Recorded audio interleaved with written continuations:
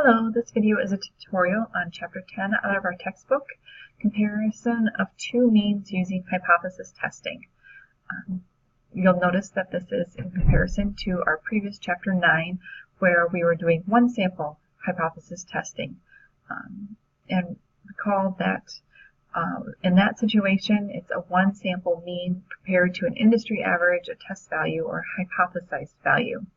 In Chapter 10, note that we're only going to cover section 10.2, where it is a two independent sample t-tests for sigma 1 and sigma 2 unknown.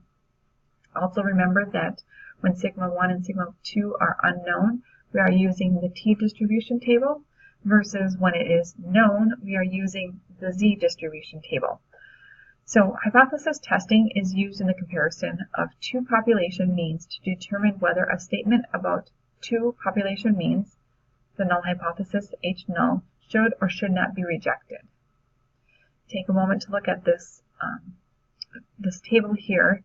You'll see that it looks similar to what we saw in Chapter 9, that the greater than or equal to, less than or equal to sign always occurs in the null hypothesis. In the alternative hypothesis, we'll look at when we want to determine which p-value to use or which tail test to use. When it's a less than, you're using a one tail lower, greater than is upper, does not equal to is a two tail test. The main difference here is instead of using just one mu equal to a hypothesized value, we are using two. So in this situation, the sample data is collected from two independent populations to test two competing statements, H null and H1. Sample 1 is from the first population, population 1, and sample 2 is from population 2. In this situation, we are going to make a couple of assumptions when we are doing this test. We are going to assume that the samples are randomly and independently drawn, that the population's distributions are normal, the populations have equal variances. Another way to say that is the standard deviation, which measures the spread of the data, or it's the distance from the mean on either side of the data. So the spread is the variance. The population standard deviation, sigma 1 and sigma 2, are unknown and are estimated by the sample standard deviations S1 and S2.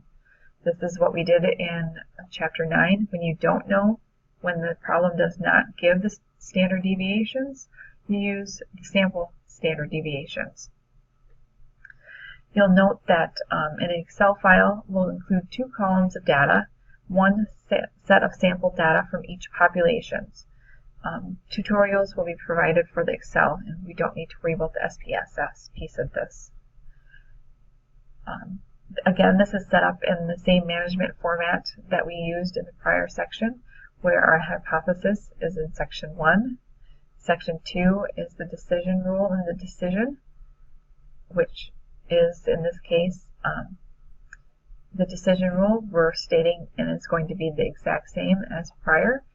And if p-value is less than or equal to alpha, reject H null in favor of your research hypothesis, or your research theory H1. That, again, stayed the same. You make the decision whether to reject or do not reject H null after making a decision based on the p-value comparison in alpha. This, again, is all Section 2.